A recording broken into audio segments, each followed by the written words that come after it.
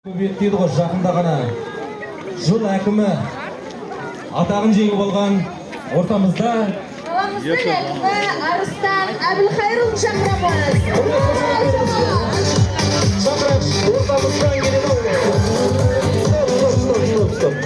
Ортамыз кішкене ашып, қошемет көрсетіп жіберейік қанеке. Талғар қаласының әкімі Арыстан Әбілхайырұлы. Қош келдіңіз. Қайырлы кеш, құрметті талғарлықтар, көңіл қалай?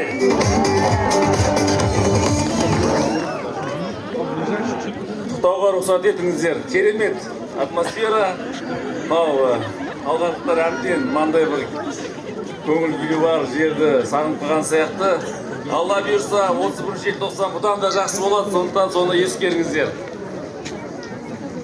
Енді мынау өзіміздің жылдық традициямыз ғой, осындай қаламыздағы шыршаны ресми жабу. Сондықтан құттықтауға рұқсат етіңіздер.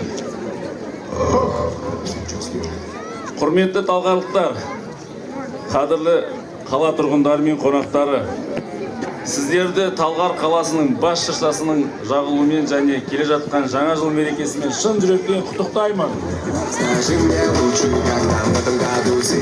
Бүгінгі жарқыраған шырша үміт пен қуаныштың, жанарудың символы.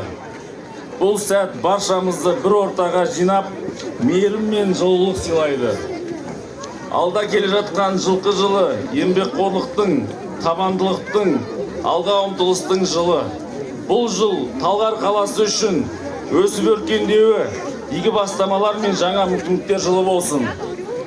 Жаңа жыл әр шаңыраққа амандық, ырыс береке, татулық пен мол қуаныш әкелсін.